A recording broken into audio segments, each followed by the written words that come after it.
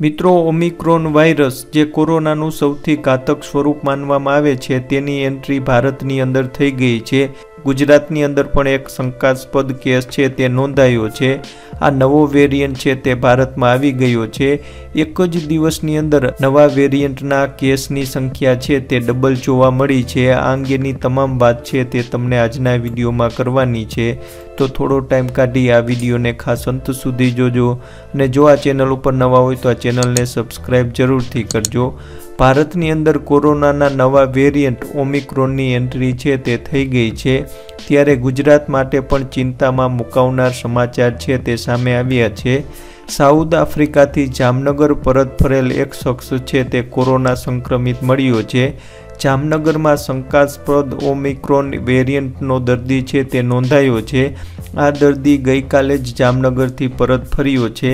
કેન્દ્રીય સ્વાસ્થ્ય મંત્રાલયે આ અંગેની પુષ્ટિ પણ કરી છે કે ઓમિક્રોનની એન્ટ્રી છે તે ભારતમાં થઈ ગઈ છે। જામનગરમાં જે કોરોના પોઝિટિવ વ્યક્તિ નોંધાયો છે તેના સેમ્પલની તપાસ હજુ બાકી છે। નમૂના પુણે લેબની અંદર મોકલવામાં આવ્યા છે। તે શું ઓમિક્રોન વાયરસથી સંક્રમિત છે તેના માટે નમૂના છે તે પુણે લેબની અંદર મોકલવામાં આવ્યા છે। સરકારની સતત સતર્કતા છતાં આખરે દેશની અંદર કોરોના વાયરસના નવા અને અત્યંત ઘાતક વેરિયન્ટ ઓમિક્રોનની એન્ટ્રી છે તે થઈ ગઈ છે।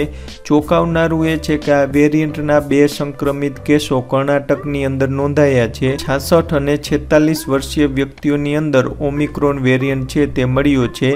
સ્વાસ્થ્ય મંત્રાલયે જણાવ્યું છે કે કોરોનાનું ઓમિક્રોન વેરિયન્ટ ડેલ્ટા વેરિયન્ટની સરખામણીની અંદર 5 ગણું વધુ જોખમી છે અને તે અન્યની સરખામણીમાં ખૂબ જ ઝડપથી ફેલાઈ શકે છે। કોરોનાના ઓમિક્રોન વેરિયન્ટથી સંક્રમિત એક વ્યક્તિ 18 થી 20 લોકોને સંક્રમિત છે તે કરી શકે છે। સાઉથ આફ્રિકાની અંદર દેખાયેલો કોરોનાનો નવો અને ખતરનાક મનાતો વેરિયન્ટ ઓમિક્રોનના કારણે સાઉથ આફ્રિકાની અંદર એક જ દિવસમાં કોરોનાના દર્દીઓની સંખ્યા છે તે ડબલ થઈ ગઈ છે।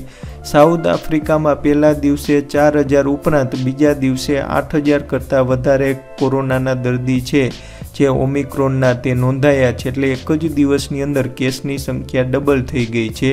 એટલે તમે અનુમાન લગાવી શકો છો કેટલું ઝડપથી આ વાયરસનું સંક્રમણ છે તે ફેલાય છે।